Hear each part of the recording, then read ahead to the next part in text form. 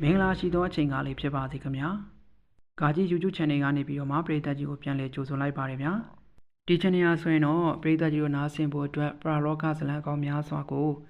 ညနေ6နာရီတိုင်းမှာတင်ဆက်ပေးနေရပဲဖြစ်ပါတယ်ခင်ဗျာ။ဟုတ်ကဲ့ပါခင်ဗျာဒီနေ့တင်ဆက်ပေးသွားမယ့်ဇလံကောင်းလေးတစ်ပုဒ်ကတော့1940ခုနှစ်ခန့်ကမြန်မာနိုင်ငံလွတ်လပ်ရေးရပြီးတဲ့နောက်တောင်ကျမ်းသူတွေစုပူနေပြီးတော့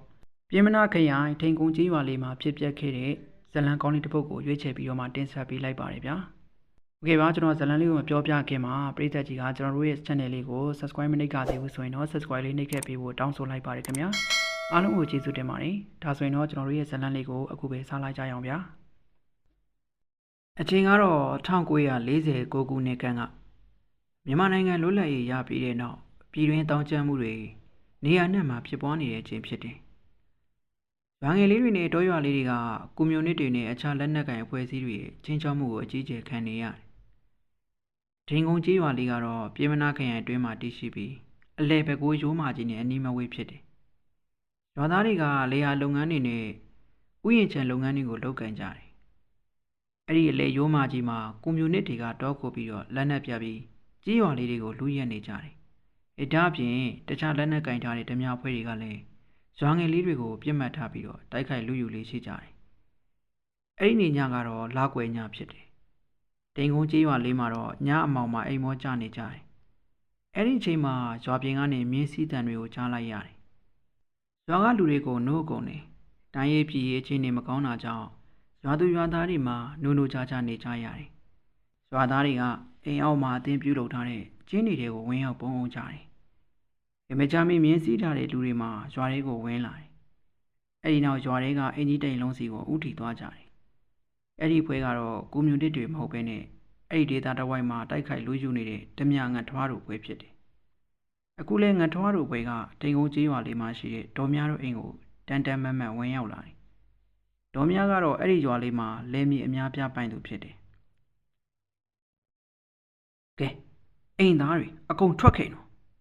ပုံးနေလို့ကျုပ်တို့ဝင်ရှာလို့တွေ့ရင်တော့အကုန်တက်ပြန်မယ်။ငတ်ထွားကမင်းကြီးဘော်ကနေအော်ဟစ်လိုက်တယ်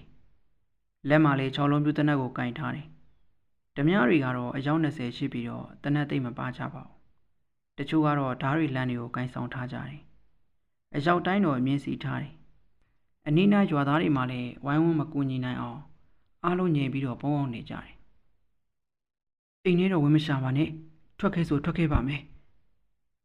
ဒေါ်မြပြောရင်းနဲ့ထွက်လာတယ်။မကြမီမိသားစုဝင်တွေပါအကုန်ထွက်လာတယ်။မောင်စိန်လေးဒေါ်မြတို့အိမ်စပက်ကြီးတောက်မှာပုံနေရကနေထွက်လာခဲ့တယ်။မောင်စိန်ကတော့ဒေါ်မြတို့နဲ့ဆွေမျိုးနီးစပ်တော်တယ်။ငယ်စဉ်ကလေးကမိဘတွေဆုံးပါသွားလို့ဒေါ်မြအိမ်မှာဝင်ရောက်လောက်ကိုင်းနေဆင်းရဲစွာနေထိုင်ရ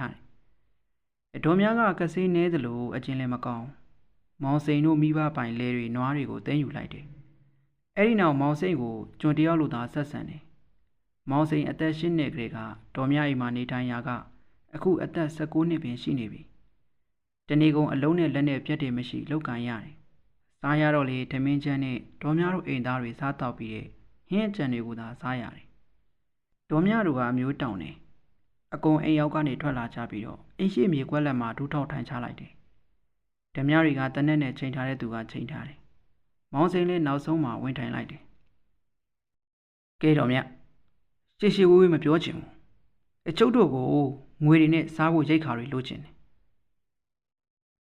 ဓမြဘုကပြောလိုက်တော့ဒေါ်မြကတော့မျက်ရည်ဆန်းဆန်းနဲ့ရိတ်ခါတွေလူတွေဆိုစပားတွေသာယူသွားပါငွေတွေလည်းပေးပါမယ်လူကိုတော့ချမ်းသာပေးပါဒေါ်မြကပြောလိုက်ပြီးတဲ့နောက်ရွှေကန်အင်ကြီးတွေကနေ90တန်တရွက်ကိုထုတ်လိုက်ပြီးတော့ဓမြဘုလက်ထဲကိုထည့်ပေးလိုက်တယ်ဒါပဲလားဒါပဲယူသွားကြပါရှင်ကျမတို့လည်းခေးအချင်းနေမကောင်းစီဝါရေးကမကောင်းအိမ်မှာလည်းစားမဲ့ပါဇက်ပေါက်တွေကများလို့ကဲငါတပည့်တို့ထုံးစံအတိုင်းလုပ်ရအောင်ဓမြဘုကပြောလိုက်တော့ဓမြတွေကအိမ်ထဲကိုဝင်ရောက်ပြီးတော့တန်မိုးရှိတဲ့ပစ္စည်းမှန်သမျှကိုအသိယူလာတဲ့ဂုံဒီအိတ်ထဲကိုထည့်လိုက်တယ်။စပားတွေကိုလည်းဂုံဒီအိတ်ကြီးထဲကိုထည့်ချပြီးတော့မြင်းအောင်မှာတင်ဆောင်လိုက်ကြတယ်။အချိတ်ကာတွေကမလောက်သေးဘူးကွ။ဓမြဘုကပြောလိုက်တော့ဒီလိုနဲ့စပားတွေကိုအိတ်တွေနဲ့ထည့်ထည့်ကြတယ်။ဘွေးအမြင်းတွေကမတင်နိုင်တော့ဘူးဗျ။ဓမြတယောက်ကပြောတော့ဘွေးကဒေါ်မြဘက်လှည့်ပြီးတော့ တော်မြအကျုပ်တို့ကိုစပားတွေတည်ဖို့လူ2ယောက်လာထည့်ပေးနိုင်မလားအများသောအားဖြင့်ဓမြတွေကိုမြူနစ်တွေကပေါ်တာဆွဲတဲ့သူတွေကိုတတ်ခဲ့ကြတာများတယ်အလွန်ကံကောင်းတဲ့သူကမှထွက်ပြေးလွတ်မြောက်တတ်ကြတယ်ဓမြတွေကသူတို့ခိုင်းလို့ရခိုင်းပြီးတော့အဲ့ဒီသူတွေကိုတောထဲမှာပဲပြစ်တက်ခဲ့ကြတယ်အခုလေတော်များစီကနေလူ2ယောက်တောင်းတာကြောင့်တော်များကြမစင်စားလိုက်ပါဘူးမောင်စိန်နဲ့မောင်ပိန်းမင်းတို့2ယောက်လိုက်ပူလိုက်ကြတော်များကပြောလိုက်တယ်မောင်စိန်ရောမောင်ပိန်းပါတော်များထံမှာကျွန်းခံနေကြတဲ့သူတွေဖြစ်ကြတယ်ဒီအတွက်ကြောင့်တော်များကသူတို့ကိုတိတ်ပြီးတော့စိုးရိမ်ပေါ်မပေါ်မောင်စိန်လည်းအလွန်ခံပြင်းသွားတယ်သူ့အပေါ်တဘွားလုံးရုံမာခဲ့တာသာမကအခုလေပြန်လန်းမရှိတဲ့တေးလန်းကိုပိုးလိုက်လိမ့်ပြီမောင်စိန်နဲ့မောင်ပိန်တို့စပားအိတ်တွေကိုထမ်းခိုင်းပြီးတော့ဓမြပွဲကတနက်နဲ့ချင်းပြီးတော့ခေါ်သွားတယ်ဓမြတွေကရွာတွေကနေအေးလူလူပဲထွက်သွားကြတယ်ရွာပြင်အတော်ကလေးလှမ်းမှာရွာထဲမှာမီးအလင်းရောင်လေးမိတ်တုံလင်းတာကိုမောင်စိန်တွေးလိုက်ရတော့တယ်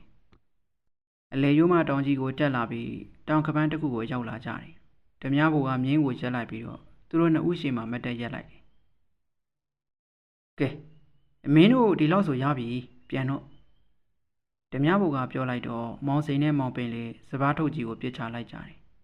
တညာလုံးထမ်းလာရတာကြောင့်ခါးတွေနားနေတယ်ကျွန်တော်မပြင်းတော့ဘူးကျွန်တော်ကိုဓမြအဖြစ်လက်ခံပေးပါဘိုးကြီးမောင်စိန်ကပြောလိုက်တော့မောင်ပိန်ကမျက်လုံးပြူးသွားတယ်ဟာဟာဟာမင်းကဘာလို့ဓမြဖြစ်ချင်တာလဲကွာပြောစမ်းပါဦးဒေါ်မြဆိုတဲ့အဖွားကြီးအိမ်မှာကြုံခန်းတာထက်ဒီတောထဲမှာနေပြီးတော့ဓမြလှုပ်တာကမှပိုးပြောနေပါဦးမယ်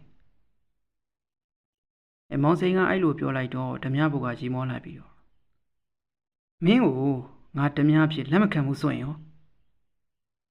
ဒါဆိုလေကျွန်တော်ကိုဒီနေရာမှာပြစ်တက်လိုက်ပါတော့ကျွန်တော်ဝစ်ချွတ်သွားတာပေါ့ဟာဟာဟာကောင်းပြီကောင်းလေးမင်းစနာကိုငါဖြည့်ဆည်းပေးရတာပေါ့ဓမြဘုကပြောဆိုလိုက်ပြီးတော့ခါချာက6လုံးပြူတနက်ကိုဆွဲထုတ်လိုက်တယ်အဲ့ဒီနောက်မောင်စိန်ကိုချိန်လိုက်တယ်မောင်စိန်ကလည်းတခြားမစင်စားတော့ဘဲနဲ့မျက်လုံးကိုသာတင်းမိတ်ထားလိုက်တယ်ဒိုင်းဆိုတဲ့တနက်တန်တစ်ချက်ကတောင်ကျောပေါ်မှာပဲ့တင်ထပ်သွားတယ်မောင်စိန်ကမိတ်ထားတဲ့မျက်လုံးတွေကိုပွင့်မကြည့်ရသေးဘူးသူ့ကိုယ်ပေါ်မှာနာကျင်မှုဝေဒနာလိုက်ရှာနေမိတယ်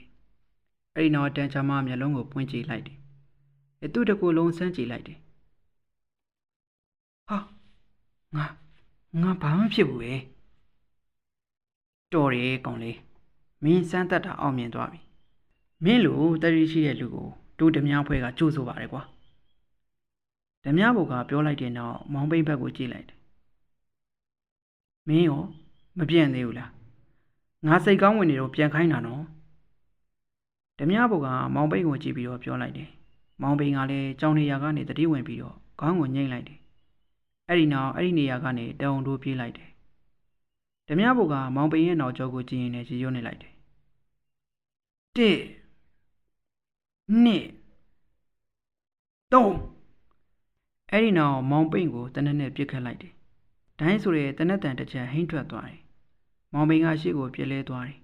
သူ့ရဲ့ကြောကိုကြည်စံဖောက်ဝင်သွားပြီးရင်ဘက်မှာကြည်ပွင့်ထွက်နေပြီကလီစာတွေကဘွာလန်ကျဲသွားတယ်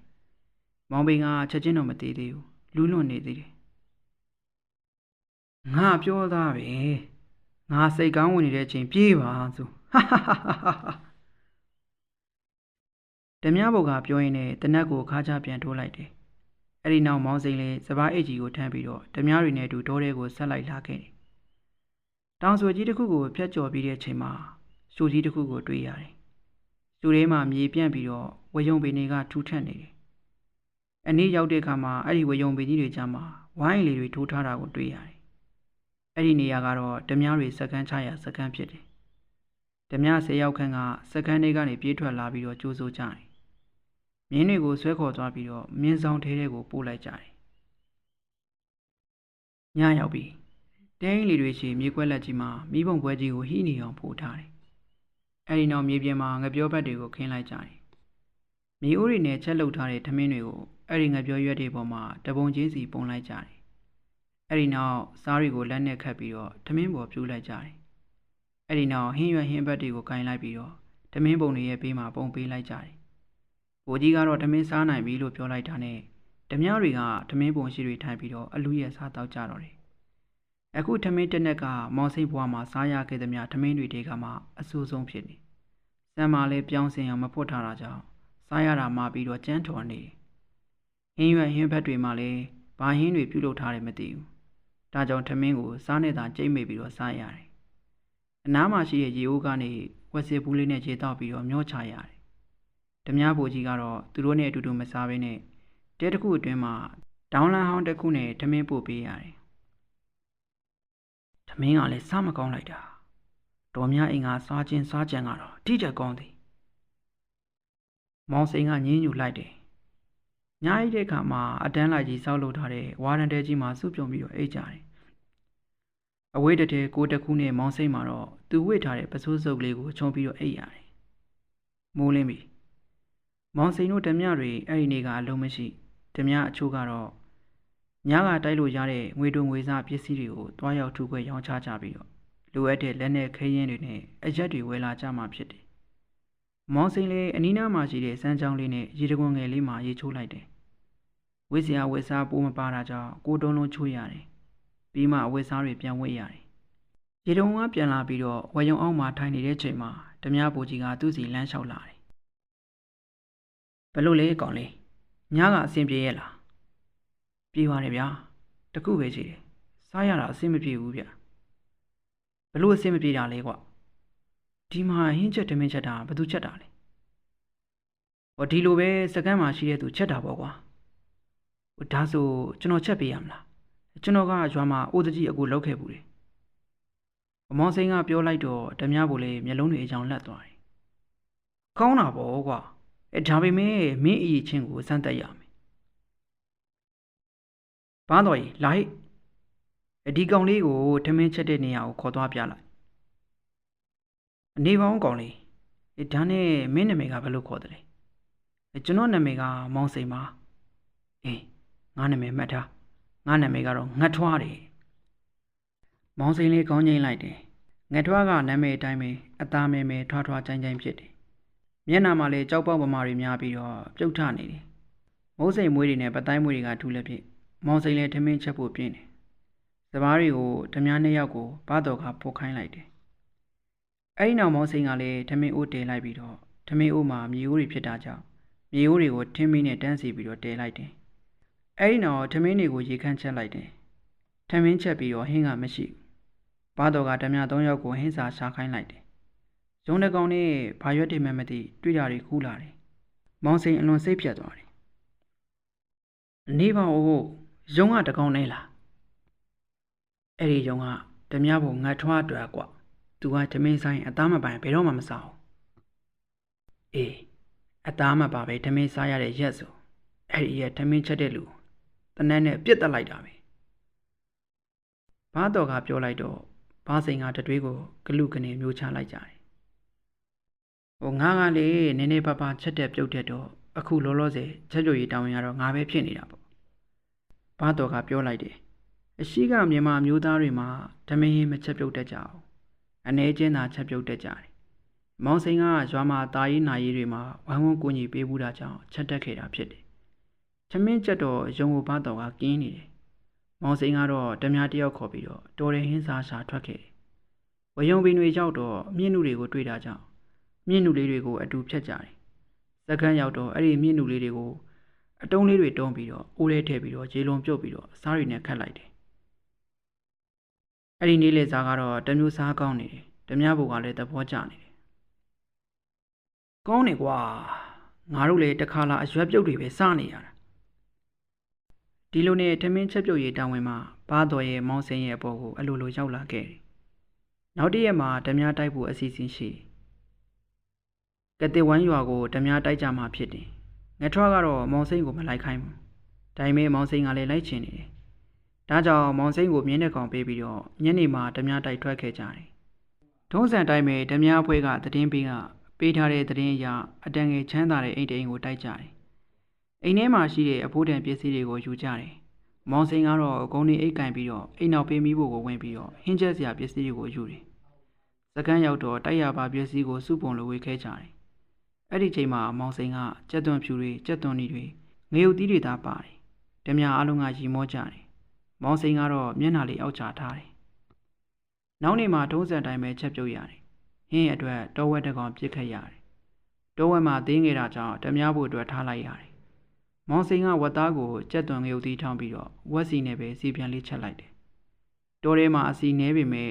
ချက်လို့ရလို့တော်သေးတယ်အဲ့ဒီနောက်မြင့်နဲ့ချင်းတစ်ခွက်ချက်တယ်ဓမင်းစားတော့ငတ်ထွားရဲ့တိန်လေးတဲကိုဒေါင်းလန်းလေးကိုကင်ပြီးတော့ဝင်ခဲ့တယ်ငတ်ထွားကဒေါင်းလန်းတဲမှာဓမင်းတွေကိုခေါင်းမပေါ်နဲ့အားရပါရစားတယ်ကောင်းလိုက်တော့ကွာငါမှတခါလာလေအသားကြီးအသားချအသားမီးဖို့ကြီးပဲစားနေရတာများတယ်ကွာငထွားကလက်ကိုမဆေးဘဲနဲ့ရှာနဲ့ပြောင်းနေအောင်ရက်နေတယ်မောင်စိန်မင်းတော်တယ်မင်းကိုဝေစုများများပေးမယ်ငါ့ကိုအခုလိုပဲချက်ကြွေးစမ်းပါငထွားရဲ့စားတော်ကဲဘဝကိုမောင်စိန်ရောက်လာပြီဖြစ်တယ်နောက်ပိုင်းဓမြတိုက်ရပါပစ္စည်းတွေထုခွဲတဲ့အခါမှာနီးစက်ရမျိုးတွေကိုမောင်စိန်လည်းလိုက်ပါလာရတယ်အဲ့ဒီနောက်ဟင်းချက်စရာတွေအမွှေးကြိုင်တွေစီတွေငပိတွေဝယ်ယူရတယ်။မောင်စိန်ကနောက်ပိုင်းမှာဓမြတစ်ခုလုံးကိုချက်ကျွေးစရာမလိုတော့ပဲငထွားကိုသာဓာတ်ရိုက်ချက်ကျွေးရတော့တယ်။အဲ့ဒီနေ့ကဖြစ်ချင်တော့ကန်ဆိုးမဲ့နေ့ဓမြတွေတောလိုက်သွားရမှဘာသားမှမရခဲ့ဘူး။မောင်စိန်ပြဿနာတက်ပြီ။အသားရင်မပါရင်ငထွားကဟင်းချက်တဲ့သူကိုတက်ကြောင်ဘာတော်ကတခါပြောဘူးတယ်။မောင်စိန်ကြင်ရမရဖြစ်လာတယ်။ဓမင်းစားချိန်ကရောက်တော့မယ်။ဒီလိုနဲ့ဓမြတယောက်ကိုခေါ်ပြီးတော့တောထဲထက်ဝင်ခဲ့တယ်။တောထဲမှာတနားရီခန့်ကြာနေပြီဖြစ်တယ်။အသားမပြောနဲ့ဖိုးပတ်တက်နဲ့ငှက်တောင်တကောင်မှမတွေ့ရအောင်။မောင်စိန်အကြံအိုက်နေပြီ။မကြာမီအကြံတစ်ခုရလိုက်တယ်။ဒါပေမဲ့အဲ့ဒီအကြံကိုအကောင့်ထဲပေါ်ဖို့လက်တွန့်နေတယ်။မောင်စိန်နဲ့အတူပါလာတဲ့ဓမြကစူးစမ်းပြီးတော့တောင်ပေါ်တစ်ခုလုံးကိုရှာကြည့်နေတယ်။မိုးကလည်းသေး။အဲ့ဒီချိန်မှာမောင်စိန်ကလက်ထဲကဓာတ်ကိုကြစ်ကြစ်ပေါင်ဆုပ်ကင်ထားလိုက်တယ်။အဲ့ဒီနောက်တစ်ဖက်ကိုလှည့်နေတဲ့ဓမြကိုအသာချင်းကပ်သွားတယ်။ပြီးတဲ့နောက်ဓာတ်နဲ့အဲ့ဒီဓမြရဲ့ဇက်ဘိုးကိုအာကုန်ကိုချလိုက်တယ်။လှုပ်ကြပါဦး။ဓမြတယောက်ကြောင်တဲ့ချော်ကျသွားလို့မောင်စိန်ကအော်ပြီးတော့စကန်ပြေးဝင်လာတယ်။ဘသူလဲကွာ။ကျွန်တော်နဲ့အတူဟင်းစားလိုက်ရှာတဲ့တယောက်လေ။အော်ဒါဆိုမောင်ခွေးဖြစ်မယ်။လာဒိုးတွေသွားရှာကြစို့။ဓမြတွေစကန်ကနေထွက်သွားကြတယ်။မောင်စိန်ကတော့ပစိုးနဲ့ကွယ်ရက်ယူလာခဲ့တဲ့လူလက်ပြက်ကြီးကိုထုတ်လိုက်တယ်။လက်မောင်းသားတွေကိုထွင်းပြီးတော့ချက်ပြုတ်လိုက်တယ်။ထမင်းမချက်သေးဘူးလားကွာ။ငထွားကဟင်းချက်တဲ့တဲတဲကိုဝင်လာတယ်။မောင်စိန်ကလည်းတုံရင်းနေတယ်။ဟုတ်ကဲ့ပြီးတော့မှာပါ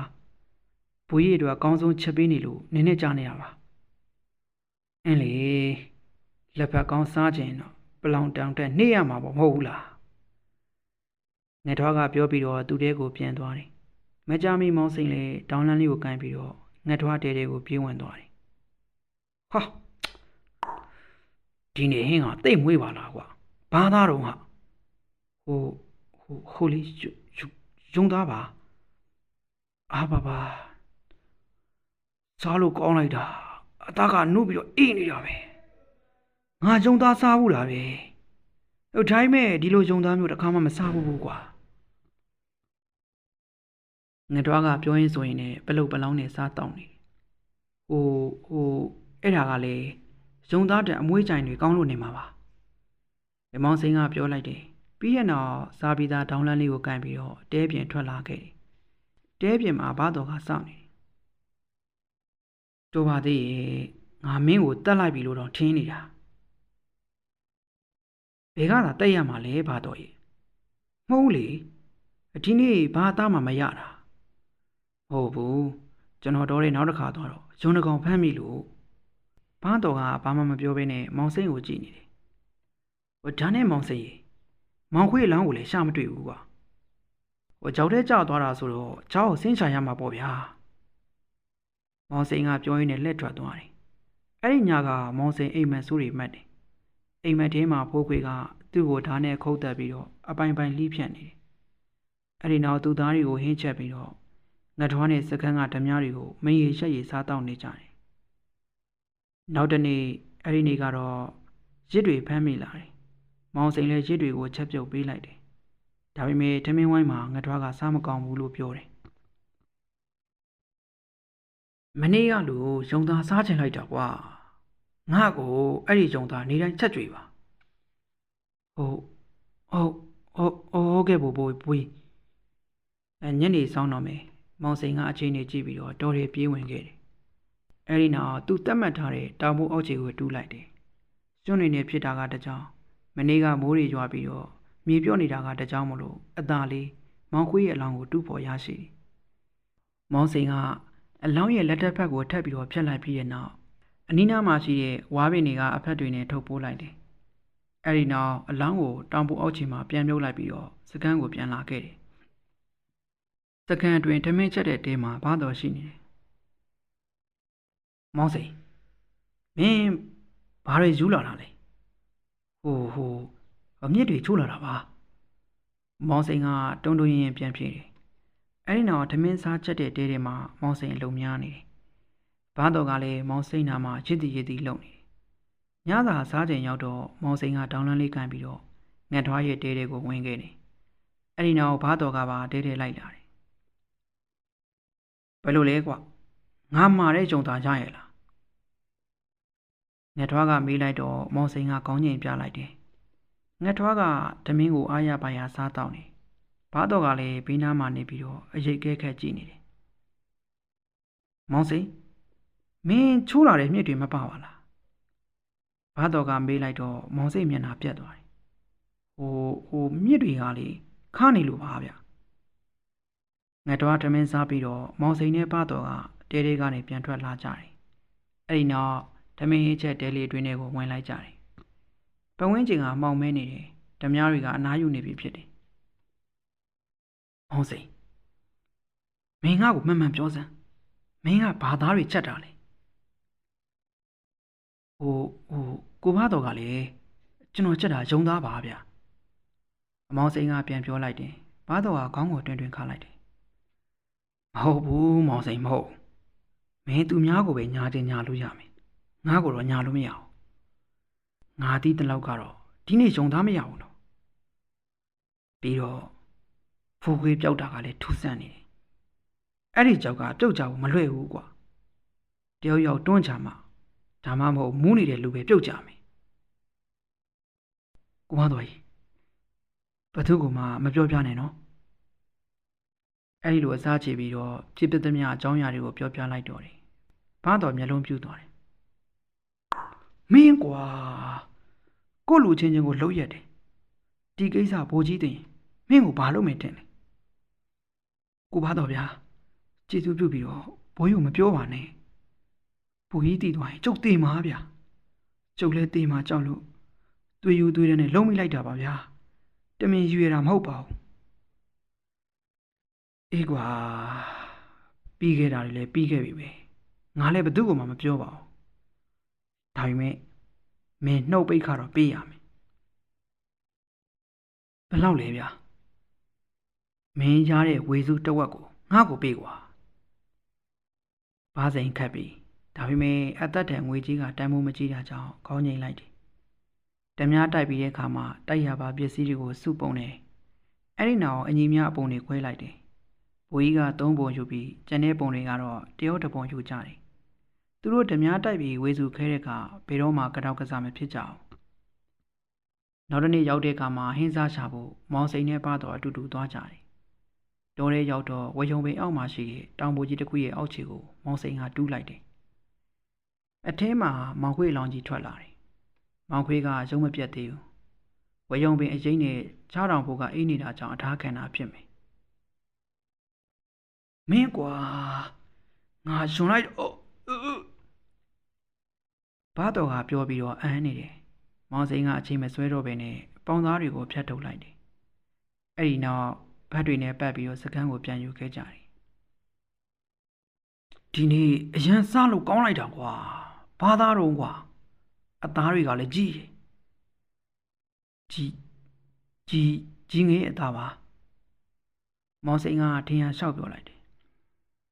စားလို့ကောင်းလိုက်တာကွာညနေစာဖယ်ထားတာရှိသေးလားရှိသေးငါ့ကိုကြွေးပါဦးအဲ့ဒီနေ့ကငါထွားစားလိုက်တာကြောင့်မောင်စိန်ယူလာတဲ့မောင်ခွေးရဲ့ပေါင်ကြီးကအကုန်ကုန်သွားတယ်ညနေရောက်တော့ဘားတော်နဲ့အတူတူနောက်တစ်ပေါင်သွားပြီးတော့ထပ်ဖြတ်ကြတယ်နေရက်ခန့်ကြာတဲ့အခါမှာမောင်ခွေးကအသားတွေကုန်သွားတယ်ကလေးစားတွေကလည်းပုတ်ပွားနေပြီဖြစ်လို့စားမရတော့ဘူးမောင်စိန်နဲ့ပါတော့ခေါင်းချင်းဆိုင်လိုက်ကြတယ် ကိုဘာတော်အသားတွေကုန်ပြီဗျာဘယ်လိုလုပ်ကြမလဲဟုတ်ပြီအကြံရပြီအနက်ပြန်ဓမြတိုက်ဖို့ရှိတယ်မလားရွာကလူတယောက်ကိုခေါ်လာကြမယ်ဘိုးကြီးကသူ့ကိုတက်ပြစ်မှာပဲအဲ့လိုတက်ပြစ်ပြီးရင်ငါတို့ကအဲ့ဒီလူအလောင်းကိုသွားပြန်ယူမယ်ဘယ်နဲ့လဲဘာတော်ကပြောလိုက်တော့မောင်စိန်နဲ့သဘောတူလိုက်တယ်အဲ့ဒီနေ့အတွက်ကတော့မောင်ခွေးအလောင်းကကျန်တဲ့သားတွေကိုချစ်ပြီးတော့ယူခဲ့ရတယ်အဲ့ဒီနေ့ညဘူးတောင်ရွာကိုဓမြတိုက်သွားကြတယ်ဒုံးစံတိုင်းရွာကလူတယောက်ကိုခေါ်လာခဲ့တယ်တေမာတိတာကြောင့်ရွာကအဖိုးကြီးတယောက်သာလိုက်လာခဲ့တယ်အဖိုးကြီးလိုက်လာတာကိုမောင်စိန်နဲ့ဘာတော်တို့ကသဘောမတွေ့ဘူးအဖိုးကြီးကအသားနှဲပြီးတော့အလွန်ပိန်လီလာတယ်ဒီလိုနဲ့အဖိုးကြီးကိုရိတ်ခါတုတ်ထမ်းခိုင်းပြီးတော့တောင်ဆုံးတနေရာကိုရောက်လာတယ်ငှက်ထွားကမြင်းကိုကျန်းလိုက်ပြီးတဲ့နောက်အဖိုးကြီးဘက်ကိုလှည့်လိုက်တယ်ကဲအဖိုးကြီးရိတ်ခါအိတ်ကြီးဒီမှာချထားခဲ့ခင်ဗျားပြန်တော့အဖိုးကြီးကလည်းဝမ်းမြောက်စွာနဲ့ပဲခြေကုံတုပ်ပြေးတယ်ငှက်ထွားကအဖိုးကြီးရဲ့ကြောကုံကိုအတန်ကြာကြည့်နေတယ်အဲ့ဒီနောက်ကဲသွားကြမယ်ဟဲ့အဲ့လိုပြောပြီးတော့မြင်းကိုလှည့်လိုက်တယ်မောင်စိန်နဲ့ပါတော်နှစ်ယောက်စလုံးမျက်နှာပြတ်သွားကြတယ်မောင်စိန်ကငှက်ထွားနာကိုကပ်ပြီးတော့မေးလိုက်တယ်ဘိုးကြီးအဖိုးကြီးကိုမတက်ဘူးလားအေးငါဒီနေ့လူတက်ချင်စိတ်မရှိလို့ကွာငှက်ထွားကပြောလိုက်တယ်မောင်စိန်နဲ့ပါတော်တို့ခေါင်းကုပ်လိုက်ကြတယ်စက္ကန့်ပြန်ရောက်ပြီကိုပါတော်ကျွန်တော်တို့ဘယ်လိုလုပ်ကြမလဲအိုးကွာဘယ်လိုလုပ်စရာရှိမလဲဘိုးကြီးကိုအမှန်တိုင်းပြောလိုက်ကြရုံပေါ့ပြောလို့ဖြစ်မလားကိုပါတော်ရဲ့ပြောလိုက်ရင်ဘိုးကြီးကကျုပ်ကိုတတ်မှာပေါ့ဒါကမင်းကိစ္စလေကွာငါကိစ္စမှမဟုတ်တာလုပ်ပါအောင်ကိုပါတော်ရဲ့ဘိုးကြီးတင်တော့ကျွန်တော်ကိုတတ်မှာဗျာကျွန်တော်ကိုကူညီပါဦးအေးကွာဒါဆိုလဲကူညီပေးမယ်ဒါပေမဲ့ဘာဖြစ်လဲဗျာမင်းရထားတဲ့ဝေစုကိုငါ့ကိုပေးရမယ်ဘာတော်ကမောင်စိန်ကိုတမင်ငွေညစ်နေတာဖြစ်တယ်မောင်စိန်လည်းသိတယ်ဒါပေမဲ့မတက်နိုင်တော့တမင်စားချိန်နီးလာပြီဘာတော်ကမောင်စိန်ကိုသူ့အကြံပြောပြလိုက်တယ်တိုးရဲကိုသူ့ရဲ့ဘာတော်ရဲ့နောက်ဓမြတယောက်ရဲ့ခေါ်သွားကြမယ်နောက်ပြီးတော့တိုးရဲကြောင်းရင်တော့အဲ့ဒီဓမြကိုသူတို့နှစ်ယောက်ရှင်းပြဖို့ဖြစ်တယ်ပြီးရင်အဲ့ဒီဓမြကိုတောင်ပေါ်အောက်ခြေမှာမြုပ်ကြမယ်လို့တိုင်ပင်ထားကြတယ်အဲ့ဒီနောက်ဘာတော်ရဲ့မောင်စိန်ရဲ့စကန်းကမောင်အေးရဲ့၃ယောက်သာတိုးရဲကိုထွက်လာခဲ့ကြတယ်မောင်အေးမင်းဟိုဘက်ကိုသွားရှာငါနဲ့မောင်စိန်ကဒီဘက်ချမ်းကိုသွားကြည့်မယ်ဘာတော်ကမောင်အေးကိုပြောလိုက်တယ်မောင်အေးကလည်းဘာတော်ပြောလိုက်တဲ့ဘက်ကိုထွက်ခဲ့ဒီကောင်ခလန်းလန်းရှောင်းမှငါတို့ဒီကောင်နောက်ကိုလိုက်သွားပြီးတော့ရှင်းပြကြတာပေါ့ဘာတော်ပြောပြီးတော့မကြခင်မှာတော့ဘာတော်ကအရှိကမောင်စိန်ကအနောက်ကနေပြီးတော့မောင်အေးသွားတဲ့ဘက်ကိုလိုက်သွားကြတယ်စမ်းချောင်းလေးနဲ့ရေတခွန်နားကိုရောက်လာတယ်ရေစည်းကြားတန်တွေကစူညံနေတယ်အဲ့ဒီချိန်မှာဘာတော်ကသူ့ရဲ့နောက်ကျောကနေပူကနေခံစားလိုက်ရတယ်မျက်လုံးတွေပြောင်းဝေလာပြီးတော့လဲကျသွားတယ်သူကလဲကျရင်လည်းပက်လက်လန်လိုက်တယ်ပက်လက်လန်လိုက်တော့သူ့အပေါ်မှာမောင်စိန်ကမိုးပြီးတော့ကြည့်နေတယ်မောင်စိန်မင်းမဟုတ်တာမလုပ်နဲ့နော်မင်းငါ့ကိုတက်လို့မရဘူးငါသေးသွားရင်တော့မင်းကိစ္စတွေကိုဘိုးကြီးသိသွားလိမ့်မယ်ဘာတော်ကအဲ့လိုပြောလိုက်တော့မောင်စိန်ကရှင်းမောလိုက်တယ်ခင်ဗျားတီမှာကြောက်လို့ရှောက်ပြောမနေနဲ့ခင်ဗျားတီရင်ကျုပ်အေးပြီမောင်စိန်ကပြောရင်းနဲ့ဓာတ်ကိုထုတ်လိုက်တယ်ခေကြပါဦးဗျာဘာတော်ကအတန်ကိုဟင့်អော်လိုက်တယ်မောင်စိန်ကဘာတော်ရဲ့ကောင်းကိုဓာတ်နဲ့ခုတ်ဖြတ်လိုက်တယ်ဘာတော်ရဲ့အော်တန်ကချောင်းရည်စီးတန်ရေတကွန်တန်ကြားကနေပျောက်ကွယ်သွားတယ်ဘာတော်ပျောက်သွားတယ်ဟုတ်လားဟုတ်တယ်ဘိုးကြီးညင်စာသွားဆိုင်နဲ့လူကွဲပြီးတော့သွားကြတာမောင်အိနဲ့ကျွန်တော်ကပြန်ရောက်ပြီးတော့ဘာတော်ကပြန်မလာလို့တော်ရဲ့လမ်းပြောက်သွားတာဖြစ်မယ်ကွငှက်ထွားကပြောရင်းနဲ့မစလာနိုင်အုပ်ထားတဲ့ဘာတော်ရဲ့အသားရင်းကိုစားလိုက်တော့တယ်ထမင်းစားပြီးတော့မောင်စိန်ကတဲပြင်ကိုလမ်းထွက်လိုက်တယ်အဲ့ဒီကဘိုးကျော်ကတဲပြင်ရောက်နေတယ်ဘိုးကြီးဘာတော်ကမှားသွားတာရှိလို့ပြောရင်းနဲ့တဲတွင်းဝင်ဖို့ပြင်လိုက်တယ်ဖူ ဖိုးကျော်လက်ထဲမှာလည်းအဝိစာပြူတစ်ခုကင်ထားပြီးတော့အဲ့ဒီအဝိစာမှာမိသွေးနဲ့စားရရေးသားထားတယ်။မောင်စိန်ကလည်းဖိုးကျော်ကိုတားလိုက်တယ်။အဲ့ဒါဘာရေးထားတာလဲကျွန်တော်ကိုပြပါ။အဒီမှာဘာတော်ကငါ့ကိုမှားသွားတယ်။သူတခုခုဖြစ်သွားရင်ဒီစာတွေကိုဘိုးကြီးကိုပေးလိုက်ပါလို့ပြောသွားတာပဲ။အေးဗျာဒါဆိုကျွန်တော်ဖတ်ချင်တယ်။မောင်စိန်ကပြောလိုက်ပြီးတဲ့နောက်ဓမြတိုက်တုံးကရလာတဲ့လက်စွပ်တစ်ကွန်းကိုဖိုးကျော်ကိုပေးလိုက်တယ်။ဖိုးကျော်ကလည်းအဝိစာကိုမောင်စိန်ကိုပေးလိုက်တယ်။ဝေးမောင်စိန်ကမောင်ခွေးကိုတတ်တယ်ပြီးတော့သူ့သားတွေကိုဘိုးကြီးကိုချက်ကျွေးနေတယ်အဲ့လိုမညီမညာရေးသားထားတယ်ဘိုးကျော်ကတော့စာကိုစိတ်ဝင်စားတစ်ဖက်ကိုလှည့်ကြည့်နေတယ်ကိုဘိုးကျော်ဒီစာကိုဘိုးကြီးစီမပြပါနဲ့ကျွန်တော်ရဲ့ဝေစုတစ်ဝက်ကိုခမရကိုပေးပါမယ်မောင်စိန်ကပြောလိုက်တော့ဘိုးကျော်ကလည်းခေါင်းငိမ့်လိုက်တယ်အဲ့ဒီနောက်မောင်စိန်ကဓမင်းချက်တဲ့တဲကလေးအတွင်းဝင်လိုက်တယ်အဲ့ဒီနောက်မိတပိုင်းတစားရှိသေးတဲ့တင်းမိပုံအတွင်းကိုအဝိစာဖြူလေးကိုပြစ်ထည့်လိုက်တယ်။ဘာတော်လောင်းကလည်း3ရက်ခန့်ကြာမှစားစရာသားမရှိတော့ကလေးစားတွေပါငထွားကိုချက်ကျွေးရသေးတယ်။ငထွားကလည်းနောက်ပိုင်းအစားကျူးလာတာမို့လူသားတွေအကုန်မြန်းလာတယ်။မောင်စိန်လည်းကြံရပြန်တယ်။ဒီတစ်ခေါက်မြို့ကိုဆင်းကြတော့မောင်စိန်လည်းလိုက်ပါလာတယ်။သူ့ဝေစုပစ္စည်းတွေကိုထူခွဲရောင်းချရတယ်။အဲ့ဒီနောက်မောင်စိန်ကဈေးရဲကဝင်ပြီးတော့ဟိုးဒီလိုက်ကြည့်နေမိတယ်။အဲ့ဒီနောက်ဗမာဈေးဆိုင်တစ်ခုလေးကိုဝင်လိုက်ပြီးတဲ့နောက်ဝမ်းနှုတ်ဆေးတွေကိုဝယ်ယူလိုက်တယ်။အဲဒီနောက်ဓမြတွေနဲ့အတူပြန်လာခဲ့ကြတယ်။စကန့်ပြန်ရောက်တော့ဓမင်းချက်ဖို့အရေးပြင်ဆင်ရတယ်။ဘာတော်အသားတွေအနှဲငယ်သားရှိတော့တယ်။မကြမီဘိုးကျော်ကဓမင်းချက်တဲ့တဲတဲကိုဝင်လာတယ်။မောင်စိန်လည်းသူရခဲ့တဲ့ငွေတွေကိုဘိုးကျော်စီပေးလိုက်ရတယ်။ဘိုးကျော်ကငွေတွေကိုရေတွက်ရင်းနဲ့ပြုံးနေမိ။အဲဒီနေ့မနက်ဓမင်းစားပြီးတော့ဘိုးကျော်ကိုမောင်စိန်ကလက်ရက်ခေါ်လိုက်တယ်။ဘိုးကျော်ကလည်းဓမင်းချက်တဲ့တဲတဲကိုပြေးလာတယ်။မောင်စိန်ကဈေးကဝတ်သားနှင်းငယ်ဝဲလာတာကြောင့်ဝတ်သားရင်းကိုမဆလာနိုင်နဲ့ချက်ထားတယ်။ကျော်ဖိုးကျော်ဒါမင်းစားဖို့မောင်စိန်ကဝတ်သားဟင်းတွေဖိုးကျော်ကိုမြေဦးဖုံးနဲ့ထည့်ပြီးတော့ပေးလိုက်တယ်။ဟာဝတ်သားဟင်းတွေပါလားဗျ။နေနာပဲဗျာ။အေးမင်းနဲ့ငါကရှေ့လျှောက်လက်တွဲရမှာဆိုတော့မင်းကိုတီးတန့်ကြွေတာ။တခြားလူတွေကိုမပြောနဲ့တော့။မောင်စိန်ကဖိုးကျော်ကိုတိတ်တဆိတ်မှားရတယ်။အဲ့ဒီနောက်ဘိုးကျော်ကဝတ်သားရင်းတွေကိုအငန်းမရစားတယ်။သူတို့စကမ်းမှာအများသောအားဖြင့်ချင်းဟင်းနဲ့ငချောက်သားစားရတယ်။အသားဆိုတာကလည်းအမဲလိုက်လို့တောကောင်ကြီးကြီးရမှစားရတယ်။ဘိုးကျော်လည်းငန်းငန်းနဲ့ဝတ်သားရင်းတွေကိုဓမင်းအနှင်းငယ်နဲ့လူပြီးတော့ပြောင်းစင်အောင်စားလိုက်တယ်။မောင်စိန်ကတော့ဘိုးကျော်အားရပါရစားတောင်းနေတာကိုထိုင်ကြည့်ရင်းနဲ့ပြုံးနေတယ်။မောင်စိန်ကဝမ်းနှုတ်ဆေးတွေအလွန်ကျွံထည့်ပြီးတော့ကျွေးမန်းကိုဘိုးကျော်မရိပ်မိပါဘူး။ညရောက်တော့ဇလန်းကစားပြီဘိုးကျော်ကအိမ်သားခဏခဏတက်နေရတယ်တောထဲမှာမို့လို့အိမ်သားဆိုပြီးတော့တတ်တတ်မတ်မတ်မရှိဘူးနီးစက်ရတောဆက်မှာထိုင်ပြီးတော့ကိစ္စပြီးရတယ်ဘိုးကျော်ကတန်းနာရီတွင်15ခါလောက်သွားလိုက်တဲ့အခါမှာလူကဖြူဖက်နေပြီမျက်နှာမှာသွေးမရှိတော့အဲ့ဒီညမှာပဲဘိုးကျော်သေဆုံးသွားတယ်ဓမြတွေကအလွန်စိတ်မကောင်းဖြစ်ကြတယ်သူတို့ဓမြအဖွဲ့လေတယောက်ပြီးတယောက်နှီးအမျိုးမျိုးနဲ့သေဆုံးနေကြတာကြောင့်ဓမြတွေကြောင်းရွံ့လာကြတယ်ဘိုးကျော်ကိုတောထဲတည့်ပြီးတော့မြေပြင်းတဲ့တနေရာမှာမြုပ်နှံပေးလိုက်ကြတယ်တေကိုင်းတွေနဲ့မှတ်တိုင်လေးတစ်ခုရိုက်ပေးလိုက်ကြတယ်ဘိုးကျော်ရဲ့ပိုင်ဆိုင်တဲ့ဝေစုကိုတော့ငထွားကသိမ်းဆည်းလိုက်တယ်အဲ့ဒီနောက်ဓမြတွေကိုပြန်ပြီးတော့ခွဲဝေပေးလိုက်တယ်နောက်တစ်နေ့ရောက်တော့မောင်စိန်ကတောထဲတယောက်ထဲဝင်ပြီးတော့ဘိုးကျော်အလောင်းကိုသွားတူပြီးတော့တောင်မိုးကျင်ရင်မှာမြုပ်နှံလိုက်တယ်ဒီတယောက်လေအနည်းဆုံးခန္ဓာ3ရက်ပေါ့မောင်စိန်ကညီးတွားလိုက်တယ်နောက်တစ်နေ့ထမင်းစားချိန်ရောက်တော့မောင်စိန်ကထုံးစံတိုင်းငှက်ထွားတဲတွေကိုဝင်ခဲ့တယ်ငှက်ထွားမျက်နှာကတင်းမာနေတယ်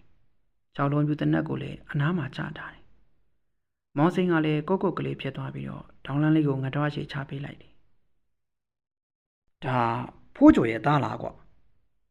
ငှက်ထွားကပြောလိုက်တယ်မောင်စိန်ကအလွန်တုံ့လှုပ်သွားတယ်ဘူးကြီးဘလို့ပြော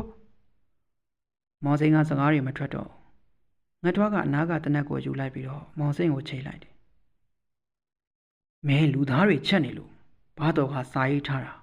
ဘိုးကျော်ကငါ့ကိုပြခဲ့ပြီးတာကြပြီကွာ။ငှက်ထွားကပြောလိုက်တော့မောင်စိန်ထူးတွေတုံသွားတယ်။သူတေချာပြန်စဉ်းစားကြည့်တော့ဘိုးကျော်ကထမင်းစားပြီးသူပြန်ထွက်လာမှဘိုးကြီးရဲ့တဲတဲဝင်ဖို့လှုပ်တာ တခြားလောက်တာမဟုတ်သူမြင်အောင်တမင်တက်တက်လောက်တာဖြစ်တယ်သူစီကငွေညစ်မယ်လို့ကြိုပြီးတော့ကြံစီထားတာကြောင့်ဖြစ်တယ်ဘိုးကြီးရယ်ကျွန်တော်ကမတက်ပါနဲ့ဗျာ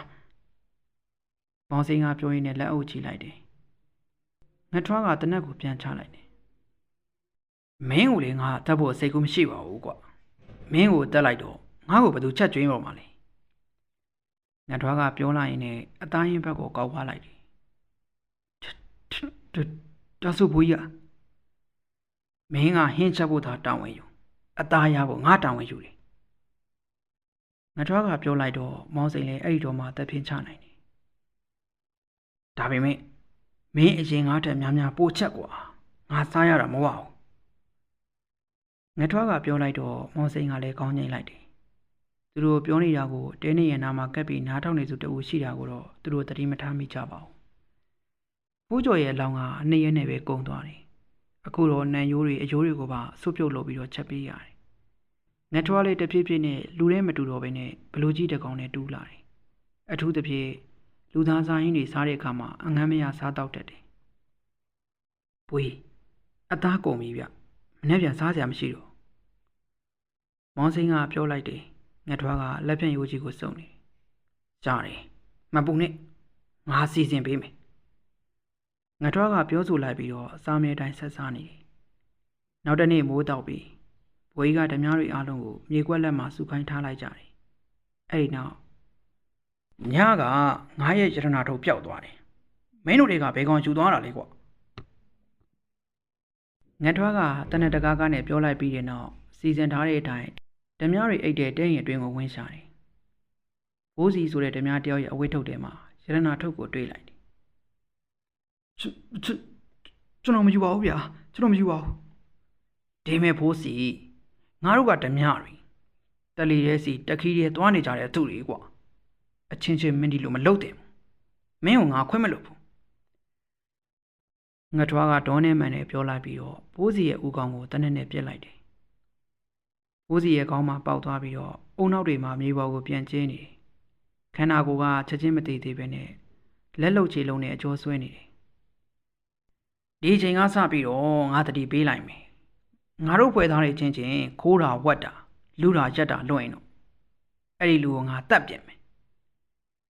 ငှက်ထွားကပြောဆိုပြီးတော့ရတနာထုတ်ကိုကောက်ပြီးတဲ့နောက်တဲတဲကိုဝင်သွားတော့တယ်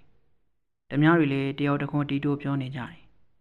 ဘိုးစီရဲ့လောင်းကိုတော့ဘိုးကျော်မြုပ်ခဲ့တဲ့နေရာဘေးမှာမြုပ်နှံပေးလိုက်ကြတော့တယ်အဲ့ဒီနေ့လေမှာမောင်စိန်နဲ့ဘိုးကြီးကတော်တဲ့အတူဝင်ခဲ့ကြတယ်ပြီးတဲ့နောက်သူတို့နှစ်ဦးကဘိုးစီလောင်းကိုပြန်ပေါ်လိုက်ကြတယ်ပြီးတော့မြေကြီးတွေကိုဟမ်းမပြန်ဖုံးကြတယ်အလောင်းကိုတော့တောင်ပိုကြီးစီတဲလာပြီးတောင်ပိုအောက်ခြေမှာတခြားသူတွေရဲ့အယိုးတွေကပုံးနေတယ်မောင်စိန်ကဘိုးစီလောင်းကိုချပြီးတော့လှိဖြတ်ဖို့ပြင်လိုက်တယ်မောင်စိန်ငါမစောင့်နိုင်တော့ဘူးကွာမီးမွေးလိုက်စမ်းငှက်ထွားကပြောလိုက်တော့မောင်စိန်လည်းမီးပုံတစ်ခုကိုအမြန်ပို့ပေးလိုက်ရတယ်မောင်စိန်မင်းကအသားနှွင်ပေးကွာငါမိခင်ပြီးစမယ်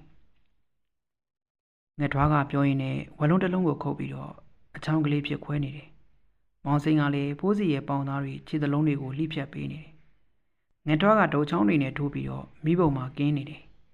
လူသားနှံ့ကမွေးပြန့်နေတယ်ငှက်ထွားကကင်းထားတဲ့အသားတွေကိုပူပူလောင်လောင်ကြီးပဲတပူပူမှုတ်ပြီးတော့စားတောက်နေတယ်ငှက်ထွားစားတာကမြင်တယ်မောင်စိန်ကလှိဖြတ်နေရတာကကြားနေတယ်မောင်စိန်ဟာကြားလိုက်တာပေးငါ့ကိုပေးအဲ့ဒီလက်ကြီးပေးစမ်းငှက်ထွားကပြောလိုက်တယ်မောင်စိန်ကဘိုးစီရဲ့ညာဘက်လက်ကိုတထောင်စစ်ကနေဖြတ်လိုက်ပြီးတဲ့နောက်ငှက်ထွားကိုပေးလိုက်တယ်ငှက်ထွားကလက်ကြီးကိုလက်ချောင်းကနေကင်ပြီးတော့မီးပုံမှာမီးပြနေတယ်အသားပါပါမဟုတ်တာကြောင့်တော်ယုံတန်ယုံနဲ့မကြက်ဘူးငှက်ထွားကစိတ်မရှိတော့လူလက်မကြက်တဲ့ကြက်ကြီးကိုပင်ကိုက်စားနေတယ်မောင်စိန်ကအလွန်ကြောက်လန့်နေတယ်ငှက်ထွားစားဖို့အလင်းမီစေဖို့အသားတွေကိုဖြတ်တောက်လိုက်တယ်စားတော့ပြီးတဲ့နောက်စကန်းကိုပြန်ခဲ့ကြတယ်ဘိုးစီအလောင်းလည်းအသားနေရတော်တော်များများကုန်းနေပြီမောင်စိန်လည်းတပြင်းချလိုက်တယ်ညနေပဲရောက်တော့ငှက်ထွားတော်တွေကိုတယောက်တည်းဝင်သွားတာတွေးလိုက်တယ်ဖိုးစီရဲ့လောင်းကိုသွားပေါ်စားတာဖြစ်မယ်မောင်စိန်ကလိုင်းမဝင်တော့ဘူးအသားမလောက်လို့သူ့ကိုပါဖမ်းပြီးဆိုင်တော့ဒုက္ခရောက်မယ်အဲ့နေညကမောင်စိန်တော်တော်နဲ့အိပ်မပြောဘယ်နေ့သူ့လေကြောင်းမလဲလို့တွေးနေတယ်အိပ်ပျော်တော့လေအိမ်မဆိုးတွေမှတ်တယ် အိမ်မက်ထဲမှာငှက်ထွားကစပင်ပါလျာနဲ့အဆွဲကြီးတွေကထွက်နေတယ်။အဲဒီနောက်မောင်စိန်ကိုအစိမ့်လိုက်ကြိုက်ဖြတ်စားတောက်နေတယ်။အမလီမောင်စိန်လက်နိုးသွားတယ်။အာယုံတောင်တက်တော့မယ်။မောင်စိန်ဆက်မအိပ်ရတော့မကြမီမိုးလင်းတော့မယ်။မနေ့ရောက်တော့ငှက်ထွားကမောင်စိန်ကိုခေါ်တယ်။မောင်စိန်လာကွာတို့တိုးရဲသွားရအောင်။တခြားသူတွေရောမခေါ်တော့လားဘိုးကြီး။မခေါ်တော့ဘူးကွာ။မင်းနဲ့ငါနဲ့နှစ်ယောက်သွားကြမယ်။ဘာကိစ္စလဲဘိုးကြီး။အသားကြောင်လုပ်ဖို့နီလန်လေးမင်းနဲ့ငါတိုင်မင်းချင်လို့ကွာ။ငှက်ထွားကပြောလိုက်တော့မောင်စိန်ကတတွေးမျိုးချလိုက်တယ်။သူ့နှစ်ဖူးမှာတော့ချွေးစီးတွေပြန်လာတယ်။တိုးရဲမသွားခင်မောင်စိန်ကသူ့ဝေစုထဲမှာလက်ဝတ်လက်စားတွေကိုဝစ်ဆင်လိုက်တယ်။မြားနဲ့ပြုတ်လုပ်ထားတဲ့ရွှေလက်စွပ်တစ်ပွင့်နဲ့ဗရံမြားနဲ့ရွှေကွတ်ထားတဲ့လက်စွပ်ကိုဝဲလိုက်တယ်။ကပုံစာအတွင်းမှာတော့ပတ်စံငွေစက်ကူကိုထည့်လိုက်တယ်။အဲဒီနောက်တိုးရဲကိုငှက်ထွားနဲ့တူလိုက်ပါလာခဲ့တယ်။တိုးရဲသွားကြတော့မောင်စိန်ကရှေ့ကနေမသွားရဲပဲငှက်ထွားကိုရှေ့ကနေသွားခိုင်းပြီးသူကနောက်ကနေကုတ်ချောင်းနဲ့လိုက်လာခဲ့တယ်။ငှက်ထွားခါမှာချိတ်ကြတဲ့6လုံးကျူတနက်ကလည်းလမ်းသွားတိုင်းလှုပ်နေပြီးတော့သူ့ကိုနှုတ်ဆက်နေတယ်လို့ဖြစ်နေတယ်။အဲဒီနောက်ခါးဘယ်ဘက်မှာချိတ်ထားတဲ့တမြောင်းကလည်းမောင်စိတ်ကိုပြုံးပြနေတယ်လို့ခံစားရတယ်။တိုးရဲသွားရင်လည်းတောင်ကြားချောင်းလေးနဲ့ရေတကွန်နားကိုရောက်လာတယ်။အဲဒီနေရာလေးကတော့သူ့ဘားတော်ကိုတတ်ခဲ့တဲ့နေရာဖြစ်တယ်။စမ်းကြောင်းနဲ့ရေတကွန်ကြတန်တွေကဆူညံနေတယ်။မောင်စိန်ကလည်းကြောက်တူးတွေတုံးလာပြီးငှက်ထွားကစမ်းကြောင်းပေးမှရက်တန်းလိုက်တယ်။အဲဒီနောက်မောင်စိန်ကိုကြည့်လိုက်ပြီးမောင်စိန်ကလည်းငှက်ထွားကိုအကဲခတ်လိုက်တယ်။ငှက်ထွားကရုတ်တရက်သူ့ခါက6လုံးပြူကိုလှန့်ကင်လိုက်တယ်။မောင်စိန်လည်းတွေ့ဝေမနေတော့ပဲဘာလို့ရမယ်ဆိုတာကိုသူသိလိုက်တယ်။ဒါကြောင့်နဘေးမှာရှိတဲ့စမ်းကြောင်းလေးတွေကိုခုံဆင်းလိုက်တယ်။မောင်စိန်ရေအောက်ကိုဘန်ကနေကျသွားတယ်။မောင်စိန်ရေအောက်ကပြန်ပေါ်လာတော့တနက်တန်3ချက်ကိုကြားလိုက်ရတယ်။ချောင်းကန်းဆက်အတော်ဝေးမှာငှက်ထွားကတနက်ကင်ပြီးရက်နေတယ်။ချောင်းကလေးကလည်းတောင်ကြားချောင်းကလေးမို့လို့ရေစီးတန်လာတယ်။အဲဒီနောက်မကြာမီမှာရေတကွန်လေးအောက်ကိုမောင်စိန်ပြုတ်ကျသွားတော့တယ်။ရေတကွန်လေးမှာတိတ်မမြင့်မအောင်တောင်ကြားချောင်းဖြစ်တဲ့အတွက်တင်းမြစ်တွေဝါးတွေနဲ့ချောင်းတစ်ချောင်းမောင်စိန်တိုက်သွားတယ်။မောင်စိန်တကိုယ်လုံးစိတ်ပြတ်နေတယ်။သွေးတွေကလည်းထွက်နေတယ်။စမ်းချောင်းကလေးကဆက်လက်စီးဆင်းသွားပြီးအချိန်နှဲသွားတယ်။အဲ့ဒီနေရာကတောဆက်ဖြစ်ပြီးတော့မလန်းမကန်းမှာတော့ရွာလေးတွေကိုတွေးလိုက်ရတယ်။မောင်စိန်ကလူးလဲထားလိုက်ပြီးတော့ရွာစီကိုပြေးသွားတယ်။အင်ကြီးတွေမှာစုပ်ပြဲနေတယ်။ရွာရောက်တော့မောင်စိန်ကခပုံစားတွေကငွေဆက်ကူနဲ့အဝတ်စားဖနက်နဲ့စားစရာတွေဝယ်လိုက်တယ်။ငွေဆက်ကူတွေကရေတွေဆိုပေမဲ့မပြေသေးပါဘူး။မောင်စိန်ကရွာကနေထမင်းချောက်တွေပဲလော်တွေနဲ့အဝတ်စားတချို့ကိုဝယ်ယူလိုက်ပြီးတော့ပစိုးတစ်ခုတွင်ထည့်ပြီးတော့ကျုံးမှာကြီးလိုက်တယ်။အဲဒီနောက်အဲ့ဒီရွာကလေးကနေပြေးထွက်လာခဲ့တော့တယ်။မောင်စိန်ကပြေးရင်းနဲ့ရွာနဲ့အတော်ဝေးဝေးကိုရောက်နေပြီဖြစ်တယ်။ရွာကိုလမ်းကြည့်တော့ရွာနဲ့ခလန်းလန်းမှာမြင်းအုပ်တွေတုံးဆိုင်ပြီးပြေးနေတာကိုမြင်လိုက်ရတယ်။သေးချပြီ။ဓမြတွေသူ့ကိုလိုက်ဖမ်းကြတာဖြစ်မယ်။မောင်စိန်ကဆက်မပြေးတော့ပဲပုံလန်းဘေးမှာရှိတဲ့ချုံးဖို့အသေးသေးတစ်ခုတွေကိုလှည့်အိတ်ချလိုက်တယ်။အဲ့ဒီနေရာတဝိုက်မှာကွင်းမီကြီးဖြစ်တာကြောင့်မောင်စိန်ဆက်ပြေးနေမယ်ဆိုရင်တော့သူ့ကိုအထင်သာမြင်ရမှာဖြစ်တယ်။ဒါကြောင့်လေလမ်းဘေးချုံဖို့လေးထဲမှာဝင်နေလိုက်တယ်။ချုံဖို့ကလေးတွေကတော့လူကြီးဒူစစ်သားသားမြင့်နေ။ဒါပေမဲ့အချို့နေရာတွေမှာအလွန်ထူထပ်တယ်။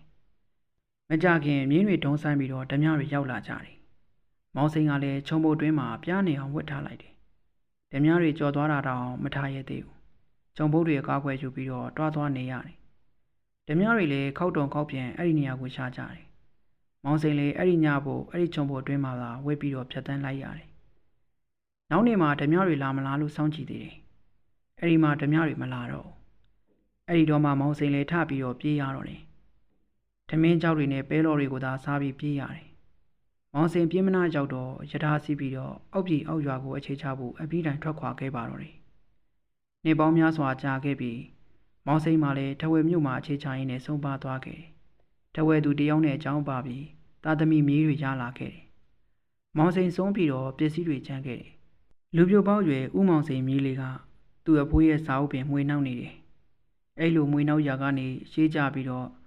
စာရက်တွေဝါထိန်နေတဲ့ပလာစာအုပ်တစ်အုပ်ကိုတွေးလိုက်ရတယ်။အဲ့ဒီစာအုပ်တွင်သူ့အဖိုးဦးမောင်စိန်ကသူကြုံတွေးခဲ့ရတဲ့ဘဝတစ်စိတ်တစ်ပိုင်းကိုခဲနံနဲ့လျေးကျန်းကျန်းနဲ့ရေးသားထားတယ်။စာအုပ်အဖုံးတနေရာမှာတော့ခဲနံနဲ့ရေးသားထားတဲ့အလွန်မိတ်တဲ့စာတစ်ကြောင်းကိုတွေးရတယ်